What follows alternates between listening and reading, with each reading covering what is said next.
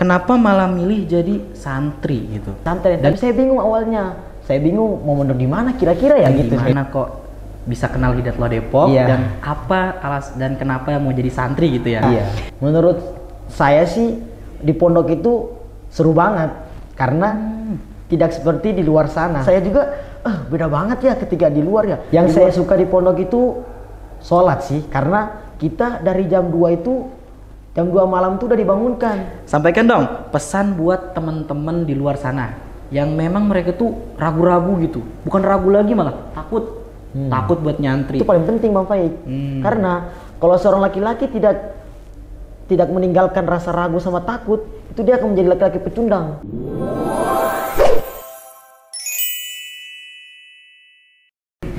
Assalamualaikum warahmatullahi wabarakatuh. Hamdan syukran lillah amma ba'du. Halo pemirsa, selamat datang di serial Santri Bergema, tempat kita ngobrol santai tapi penuh dengan inspirasi nih pemirsa. Bareng para santri-santri yang keren dan kece-kece abis.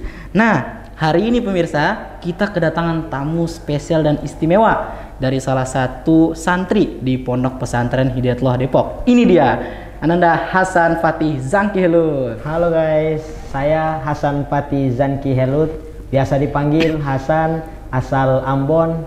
Alhamdulillah, saya sudah masuk tahun ketiga di Pondok Pesantren Hidayatullah Depok. Masya Allah, udah lama juga Hasan ya? Alhamdulillah. Oke San, sebelum kita masuk ke pertanyaan-pertanyaan nih, saya mau ngucapin selamat ya atas prestasi yang udah kamu dapatkan. Kalau nggak salah lomba ceramah ya? Iya. Ya, di Karya Kreatif Jawa Barat ya. Juara 1 ya pas itu ya? Alhamdulillah. Masih keren juga antum, berprestasi banget kayaknya nih ya. Oke San, kita ke pertanyaan pertama nih ya. San, ceritain dong, kok bisa sih seorang Hasan nih ya, yang mungkin kalau di rumah tuh bisa nongkrong ya kan, bisa bebas bermain tanpa ada peraturan yang mengekang lah gitu kan. Iya. Kenapa malah milih jadi santri gitu? Dan kalau boleh tahu nih, apa seluk-beluknya, cerita dan sejarahnya kok bisa kenal di Pondok Pesantren Hidayatullah Depok, San? Menurut saya sih sampai bisa masuk ke Pondok Pesantren Hidayatullah Depok, awalnya sebelumnya saya ini sudah pernah mondok juga di Pondok Pesantren. Gitu ya. Gitu. Nah, dan saya ini pengen sebenarnya setelah SMP ini pengen di sekolah luar negeri gitu. Oh, gitu. Tapi karena saya ini pengen menjadi seorang pemimpin, pasti laki-laki pasti menjadi seorang pemimpin, pasti. Iya sih, pasti. Ya. Iya. Dan saya tidak pengen seperti orang-orang yang di luar sana yang menjadi pemimpin mentalnya cepat jatuh gitu. Makanya saya memilih untuk pondok pesantren. Tapi saya bingung awalnya. Saya bingung mau mondok di mana kira-kira ya gitu. Saya bingung. Gitu iya, ya? saya bingung tuh. Iya. Saya cari-cari tahu. Alhamdulillah, saya mendapatkan salah satu pondok yang menurut saya, masya Allah, bagus banget. Salah satunya adalah Pondok Pesantren Hidayatullah Depok. Gitu sejarahnya ya. Oke San, jadi itu tadi sejarahnya Hasan gimana kok bisa kenal Hidayatullah Depok dan apa dan kenapa mau jadi santri gitu ya. Iya.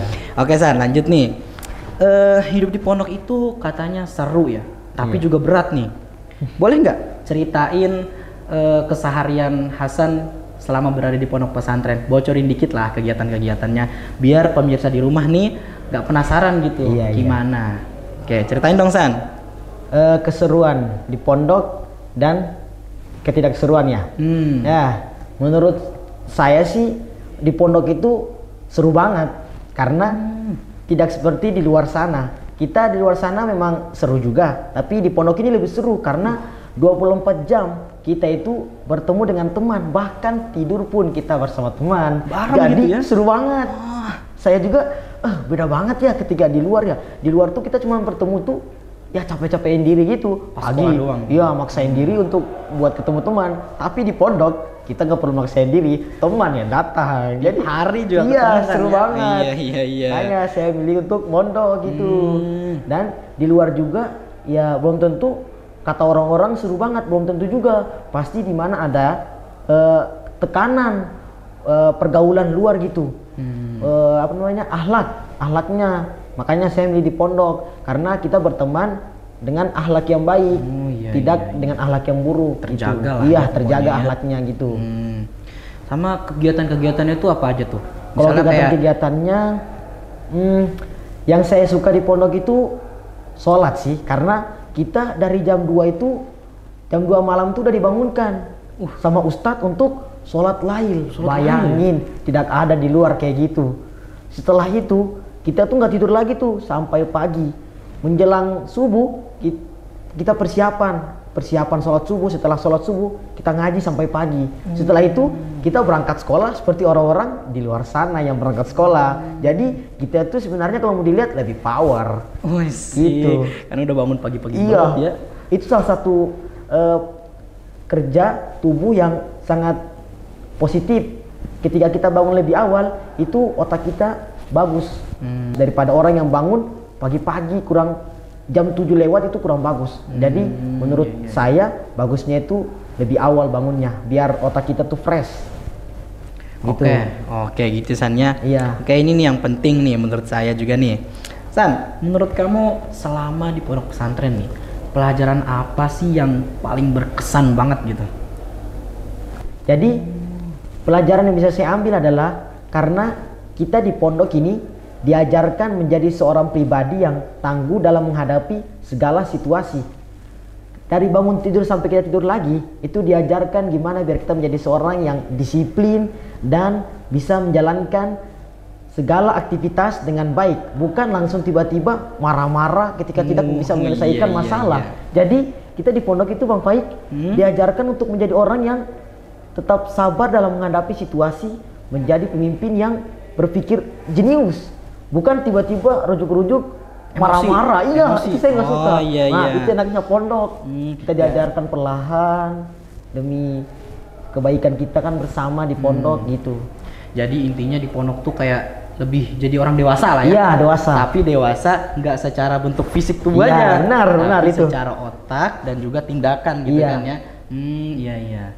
Dan juga nggak cepat baper lah kalau sekarang ya. Iya, oke, masya Allah. Jadi pelajarannya bagus banget tuh, lebih dewasa jadinya ya. Iya.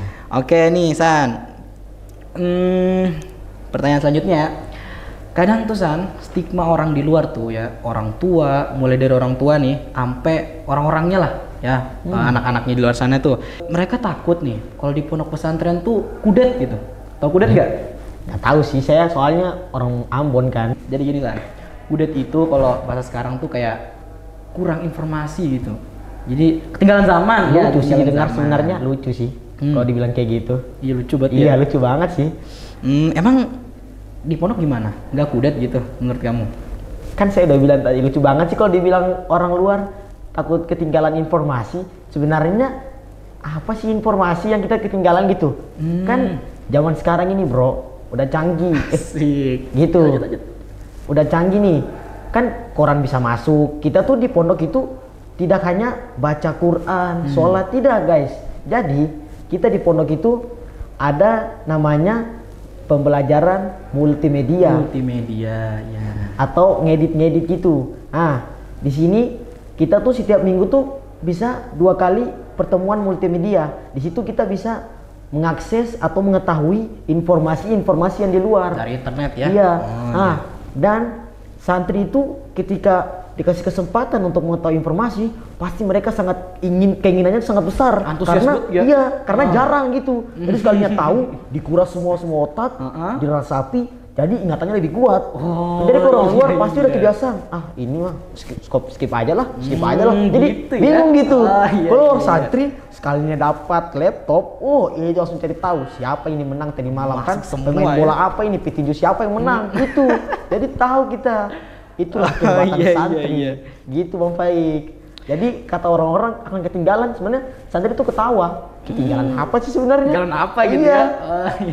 Padahal sama aja gitu. Sama aja gitu kan ya. Saya juga bingung ketika saya pulang ke kampung kan dibilang ketinggalan. Mas saya ketinggalan apa sih, saya nanya gitu kan. Mereka jelasin, saya tahu-tahu aja gitu. Malah lebih tahu ya. Iya. Malah kita dapat ilmu lebih banyak daripada mereka gitu. Iya. Oke, ilmu dunia dapat, akhirat juga dapat. Oke, masya Allah. Jadi intinya kalau mau jadi santri itu nggak bakal kudet ya, nggak bakal pernah ketinggalan zaman sama sekali ya. Benar. Oke, mantap nih. Oke, Sa, terakhir nih. Sampaikan dong pesan buat teman-teman di luar sana yang memang mereka tuh ragu-ragu gitu. Bukan ragu lagi, malah takut. Takut buat nyantri. Dan juga kasih dong saran gitu buat orang tua masukin pondok pesantren yang bagus tuh di mana menurut kamu? Ayo San. Ada 2 poin ini ya. Oke. Untuk teman-teman dan orang tua ya. Wali murid. Teman-teman, pertama, ragu dan takut ya. Menurut saya sebenarnya kalian ini pengen jadi apa dulu? Kalau pengen jadi laki-laki nih, pemimpin, ya tinggalin rasa takut sama rasa ragu. Itu paling penting Bang Faik. Karena kalau seorang laki-laki tidak meninggalkan rasa ragu sama takut, itu dia akan menjadi laki-laki pecundang. Cundang ya? Iya, makanya kita lebih baik memilih untuk mondok gitu. Biar tinggalkan semua kata-kata ragu, kita di pondok itu diajarkan masalah dunia dapat, akhirat lebih. Bayangin, ya. Dunia aja dapat, akhiratnya lebih dibilang gitu. Jadi tinggalkan rasa ragu dan takut. Terus jalani keinginan kalian untuk masuk pondok. Jangan ragu teman-teman. Jadi pentingnya tinggalkan kata ragu dan takut. Takut itu sendiri ya. Itu pentingnya. Ya, poin kedua. Untuk orang tua. Buat orang tua yang di luar sana harus pintar memilih pondok yang seperti ini, Ponpes Hidayatullah Depok. Oh, kenapa tuh alasannya? Karena di sini kita diajarkan menjadi seorang pemimpin. Pondok pesantren yang berbasis tauhid. Tauhid ya. Berbasis tauhid. Diajarkan dari dunia dan akhirat juga. Bukan di luar sana yang dunia doang gitu. Iya. Akhiratnya dikit-dikit. Jadi gitu. bahasanya tuh kayak combo ya. Iya. Combo, udah jadi combo itu mah. Jadi dunia akhiratnya dapat, dunianya nggak ketinggalan gitu. Asik. Dunia dapat, akhiratnya lebih gitu. Oke, San, makasih banyak nih atas obrolannya ya. Iya. Seru banget dah pokoknya. Semua cerita-cerita kamu tuh bisa jadi inspirasi yang bagus banget. Amin. Mudah-mudahan untuk teman-teman di luar sana. Buat para teman-teman nih yang masih ragu pemirsa di rumah buat mondok di mana, dan buat orang tua yang masih bingung nih memilih pondok pesantren yang bagus di mana, ya di Hidayatullah Depok ini. Seperti ya Hasan ya. Pondok pesantren Hidayatullah Depok guys. Oke Hasan. Wah, seru banget nih bincang-bincang kita ya. Iya. Cerita Hasan tentang seorang santri. Sebagai seorang santri itu sangat menginspirasi banget nih buat pemirsa-pemirsa di rumah ya. Pemirsa serial Santri Bergema. Oke San, makasih banyak buat bincang-bincang kita pada kesempatan kali ini. Semoga apa yang Hasan berikan ke kita, cerita-ceritanya menginspirasi dan juga memberikan pelajaran buat kita ke depannya ya Hasan ya. Oke, terima kasih banyak Hasan ya. Sama-sama. Oke pemirsa, itu dia tadi bincang-bincang santai kita dengan Hasan, tapi juga penuh inspirasi. Semoga apa yang disampaikan, apa yang diceritakan menjadi inspirasi dan pelajaran buat kita. Oke, terima kasih kepada pemirsa serial Santri Bergema yang sudah stay tune dan tetap nonton ini sampai habis. Semoga kita diberikan kesempatan lainnya untuk bisa bertemu kembali. Syukran. Assalamualaikum warahmatullahi wabarakatuh.